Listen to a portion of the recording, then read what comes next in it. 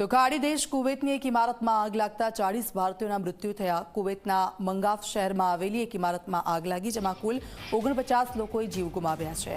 આ હતભાગ્યોમાંથી 40 તો ભારતીયો હોવાનો ખુલાસો થયો છે, જેમાંથી મોટાભાગના કેરળ, તમિલનાડુ અને ઉત્તર ભારતીય રાજ્યોના નાગરિકો છે। દુર્ઘટનામાં 50થી વધુ લોકો ઘાયલ થતા તેમને સારવાર માટે ખસેડવામાં આવ્યા છે। આ ઘટના વિશે કુવૈતના અધિકારીઓએ જણાવ્યું હતું કે બુધવારે સવારે આશરે 6 વાગ્યે કુવૈતના દક્ષિણના અહમદી પ્રાંતના મંગાફ શહેરની 6 માળની એક ઇમારતમાં આગ લાગી હતી। તે મકાનમાં કુલ 160 લોકો રહેતા હતા, જેઓ એક જ કંપનીના કર્મચારીઓ હતા। કુવૈતના મીડિયાના અહેવાલો પ્રમાણે બિલ્ડિંગના માલિકની ધરપકડ કરવામાં આવી છે। કુવૈતના ગૃહમંત્રી શેખ ફહદ અલ યુસુફ અલ સબાહે બિલ્ડિંગના માલિકની ધરપકડ કરવાનો આદેશ આપ્યો હતો। તેમણે કહ્યું કે દુર્ભાગ્યવશ આવી ઘટનાઓ રિયલ એસ્ટેટ માલિકોના લોભને કારણે બને છે। કુવૈત ટાઈમ્સના અહેવાલ મુજબ વધુ ભાડાના લોભમાં બિલ્ડિંગ માલિકો એક જ રૂમમાં ઘણા લોકોને રાખે છે। આ ઘટના બાદ કુવૈતમાં ભારતના રાજદૂતે હોસ્પિટલોની મુલાકાત લઈને ઘાયલોના ખબર અંતર પૂછ્યા છે। સાથે જ એક હેલ્પલાઇન નંબર જાહેર કરવામાં આવ્યો છે। ઇમરજન્સી હેલ્પલાઇન નંબર 965655052446 જાહેર કરાયો છે। કુવૈતની ઘટના પર ભારતના વિદેશ મંત્રી એસ જયશંકરનું નિવેદન પણ સામે આવ્યું છે। સોશિયલ મીડિયા પર એક પોસ્ટ દ્વારા તેમણે કહ્યું કે કુવૈતમાં ઘટેલી દુર્ઘટનાથી મને આઘાત લાગ્યો છે।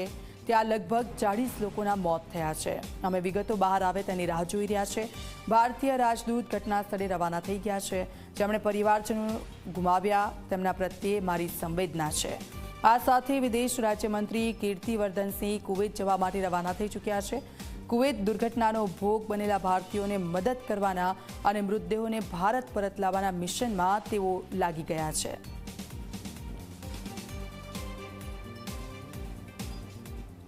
See, we had a meeting last night with the Honorable Prime Minister, and that's the last update we have about this very sad tragedy. And the rest of the situation will be cleared the moment we reach there. The situation is that the victims are mostly burned victims, and some of the bodies have been charred beyond recognition. So a DNA test is underway to identify the victims, and the Air Force plane is on the ready.